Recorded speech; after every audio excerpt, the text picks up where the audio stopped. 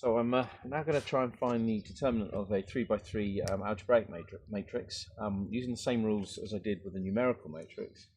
Obviously I can't find the determinant directly using the three columns and row because it's going to get very complicated. We're going to end up with a cubic that I probably won't be able to factorize. So my objective is to turn the bottom left corner elements into zeros, or any of the three corner elements actually, but I'm going to go for the bottom left three because I know how to do this, I've done it before, and that's called a triangular matrix.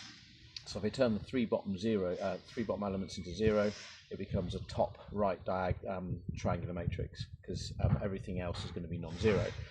So remember, I can add and subtract rows and columns without changing the determinant. I can multiply up a row and subtract or add it, or a column and subtract it, add it without changing the determinant, and also I can multiply and divide any row or column by a scalar multiple, and the determinant will change by that multiple. So I'm looking to find the determinant of m. Okay, now I'm going to look at the left hand side here, and they all look fairly similar. We've got an x minus 2, an x minus 2, and an x minus 4. Now, I kind of noticed quite quickly that if I add column 3 onto column 1, I end up finding, remember, I'm finding the determinant, changing the matrix, but the determinant's going to remain the same. This becomes x minus 1, this conveniently becomes x minus 1, and this becomes 2x minus 2, because I'm adding that to there, it becomes 2x minus 1.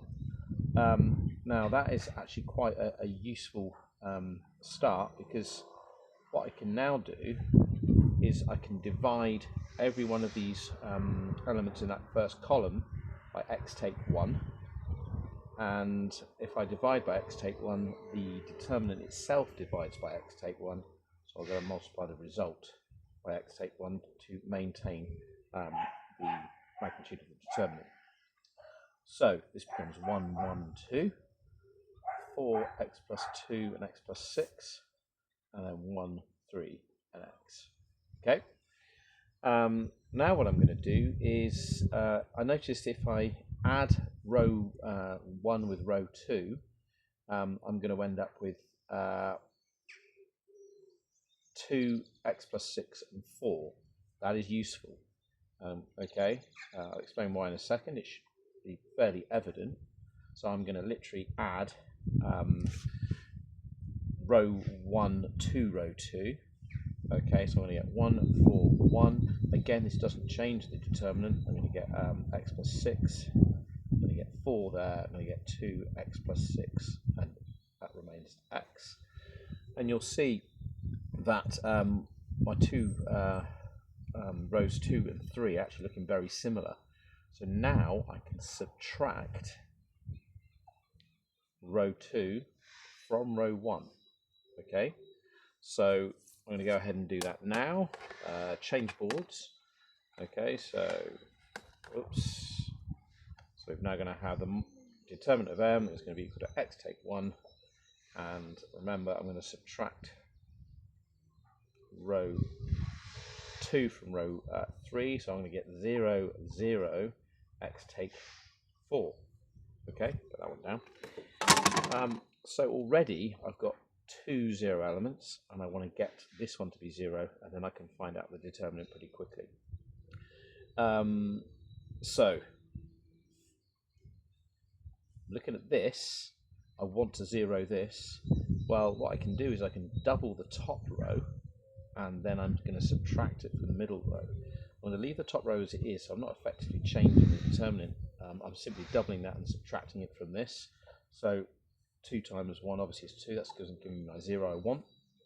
So subtract 8 from that, becomes x take 2, and subtract 2 from that, that becomes 2, 0, 0, x take 4.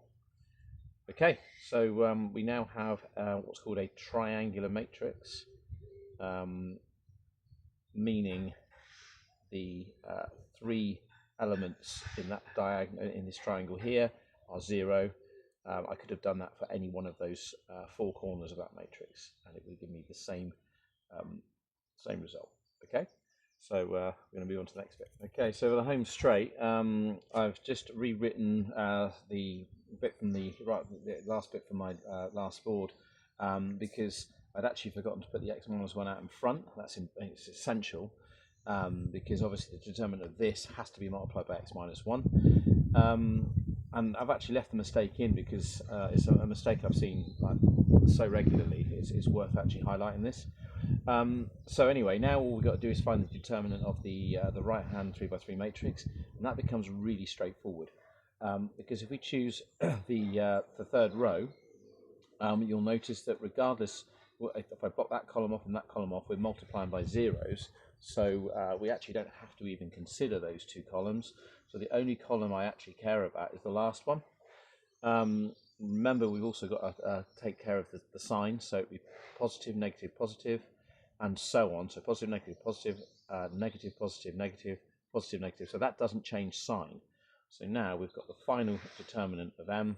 It's going to be x take 1, the thing that I almost forgot, multiplied by this determinant. So it's going to be equal to x take 4 multiplied by what's left if I block this and this off, which is 1, 4, 0, x take 2.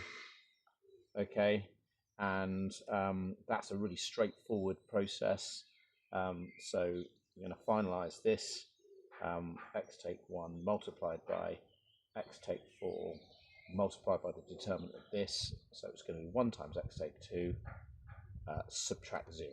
Okay, so here's our final factorised cubic, which is the determinant of the original matrix M. Okay, had I tried to do it without the row and column addition, subtraction, etc., I would have got myself into all sorts of hot water. Okay, so I hope that helped. Thank you.